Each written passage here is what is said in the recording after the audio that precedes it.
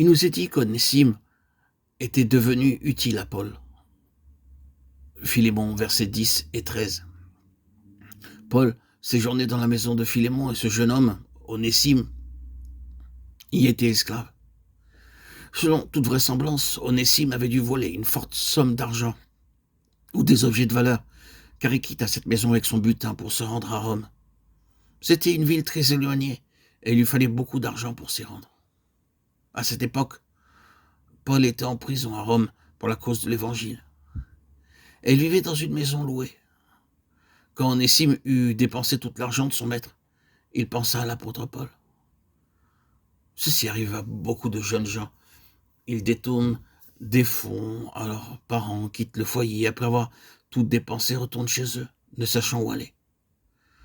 Lorsqu'Onésime se trouvait encore dans la maison de Philémon, il était bien habillé. Maintenant, il était en haillons, avec des chaussures éculées. Il se présenta donc dans cet état à Paul.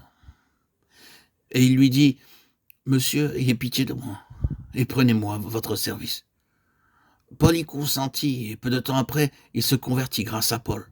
Ainsi, il naquit de nouveau après beaucoup d'ennuis et d'épreuves, ce qui est le cas de bien des gens, lesquels, dans le besoin, la difficulté, se tournent alors vers le Seigneur.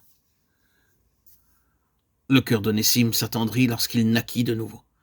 Il s'occupa diligemment de Paul en tant que serviteur, lui préparant les repas, lavant son linge, et ce faisant, il reçut en peu de temps la parole de Dieu à travers Paul, et il s'en trouva merveilleusement transformé.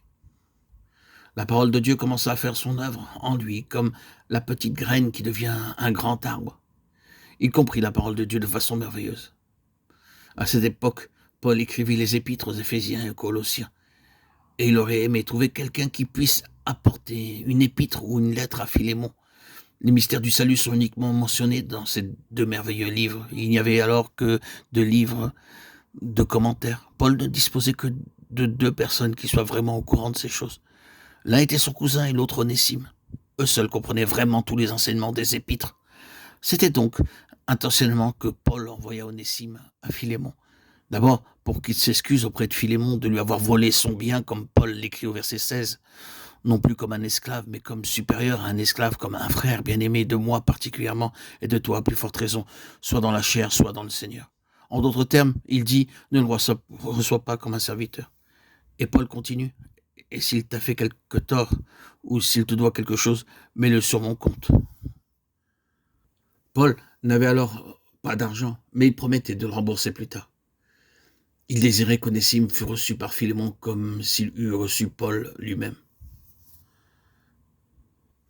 De nos jours, certains docteurs éminents ont des difficultés à expliquer les épîtres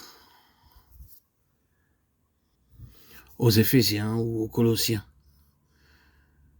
Il se trouve là, pourtant, un voleur, un auditeur de Paul, Onésime, qui est capable d'expliquer les mystères dans son enseignement.